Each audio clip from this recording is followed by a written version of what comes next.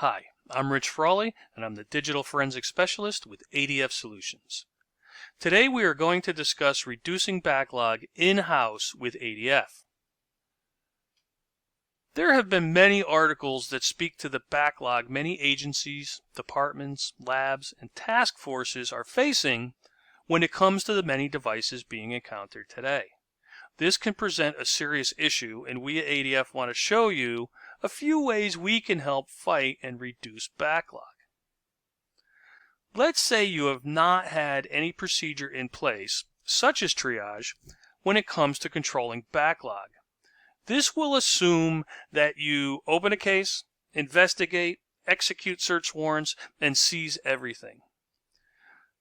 Putting the devices in a line for examination, now you have a tremendous amount of evidence to go through, and it's sitting waiting for the examination to go forward. I'm not here to discuss the issues created, but rather how to mitigate those issues so your day-to-day workload is easier. Your investigators are able to continue their cases, and prosecutors are happy because the case didn't become stale. So let's move into in-house triage, preparing the upcoming cases by putting the most relevant devices in line first and eliminating those that are unnecessary. And let's talk about the equipment and the personnel needed. You're going to need digital evidence investigator, a write blocker, any computer with 8 gigs of RAM, and USB devices to be used as the collection keys. As far as personnel, you can do this, or somebody with the digital forensic experience and evidence knowledge, such as your investigators that are doing these cases. 3 ways to start the process of triaging the devices. Okay, we have that computer, you have the personnel, you can do desktop scans with that computer.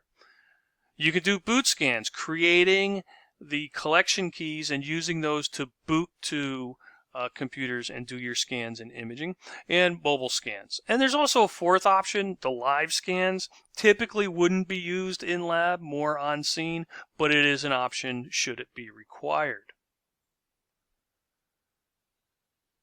So desktop scans, that includes attaching the devices, taking a hard drive out of a computer, attaching it through your write blocker, any USB devices you may have found on scene, attaching again through your write blocker to your forensic machine. Any images, maybe you've imaged something, you can scan it here as well. So anything you can attach to or put through your desktop computer or your forensic machine, you'll be able to scan. Boot scans. Here's where we take our tool, put it onto our collection key, and then you boot the target computer to our USB device. Especially helpful with computers where the hard drive is difficult to remove. Let's say you have a Surface Pro. Also helpful because it has BitLocker encryption and you know the credentials. You'll be able to unlock that and scan it. Not only that, you'll be able to image it as well. And this is also useful with Mac and Linux, so you can boot to those, scan those as well. And again, I said booting also gives you the ability to image those computers and then give those off to the forensic examiner. And mobile. We do have mobile support, and you would be able to attach your devices and create that backup and scan a logical iOS and Android devices. Now, we have the equipment necessary to run ADF, we have a process, and we can attack the backlog in a few ways with either a desktop boot or mobile scans, as I had mentioned in the last screen. So by doing that, we need to create these profiles, and they could be used singly or multiple. You could use a red light, green light, and move up to a quicker, intermediate, or comprehensive after that, once you know you have something. So the red light, green light targets the entire file system. What it does is it runs your keywords against every file name and folder name on that device. So if you're running your case-specific or crime-specific keywords, let's say child exploitation or drug or anti-forensic, and you get hits, you know, hey, I've got something with these keywords in it, let's move it up. Let's say you go up to quick. So quick, it runs the same keyword searches is red light, green light, maybe you add some more crime-specific keywords, and then we parse out the artifacts, and those keywords are run against those artifacts. So your web browsing, your logins, your downloads, your USB history, your communications, your emails, your peer-to-peer. So you'll have all those parsed out and the keywords. Gives you a better profile of the use of the computer. And any matches are tagged and collected automatically.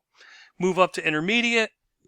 Again, the same thing that quick and red light, green light do, but here now you're adding more case-specific keywords. You're adding hashes maybe from your cyber tip, keywords from your cyber tip, still parsing the artifacts, and we're doing more file collection. We're going to collect all the multimedia and maybe the documents from the user profiles. So what does this allow you to do? Now you take everything you've collected, still within minutes, tens of minutes, less than an hour typically, and you could put all that information into a standalone viewer, hand that off to the investigator, so he now has data to continue the case and investigation, and you have the computer to do your further examination if required. And then the comprehensive custom. So you customize it, you're doing comprehensive, entire file system, looks everywhere.